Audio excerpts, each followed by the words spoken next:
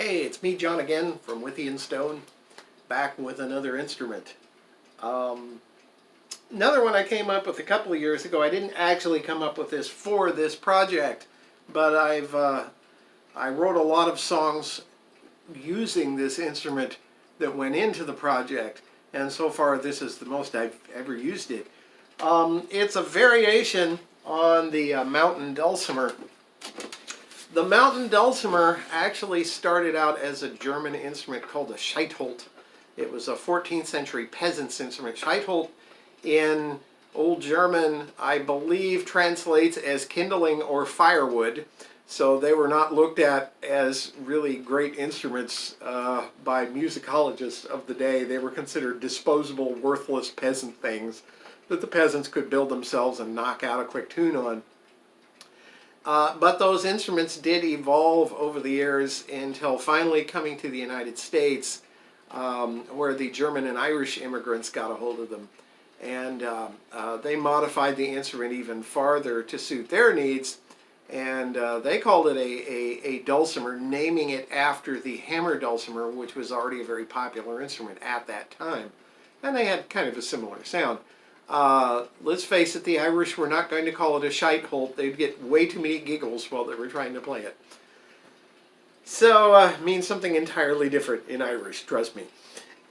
So, I got to thinking, the instrument went through several phases of evolution in several different countries.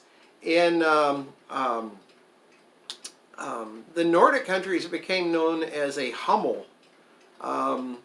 which described the drone of bees. At one time there were no bumblebees, there were humblebees. They didn't actually change the name until much farther into their history. And the humblebee, or hummel, describes the drone of those bees, which kind of described the drone of the instrument.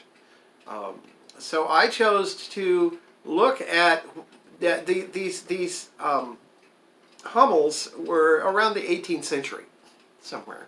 They reached their apex. I got to thinking, what did it look like somewhere between the 14th century Scheitholt and the 18th century hummel, if you kind of took the two and said, what might it have looked like around the 16th century? That was my impetus for this. And I call it a humblebee, going with the English title for it. And it's played very much like a regular mountain dulcimer. There are two camps of mountain dulcimer players, those who play in AAD and those who play in DAD, and they'll fight and squabble over who's better all the time. Well, I solved it for myself because this is tuned in both AAD and DAD at the same time. AAD, there's my AAD, or if I start here, I've got DAD. So there you go, no arguments from anybody for me. But you can play them at the same time and make lovely, big, deep, rich chords. So kind of give you an idea.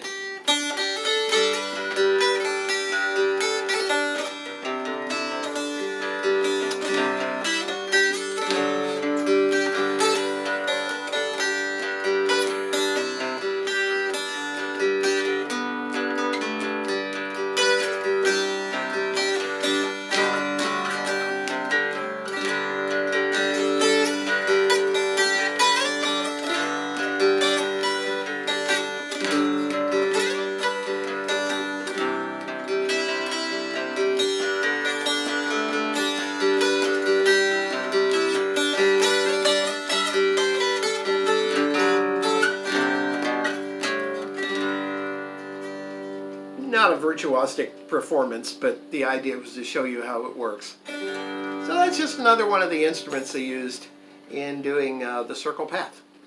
And this will be showing up on quite a few other songs in the future as well. Once again, thanks for stopping by.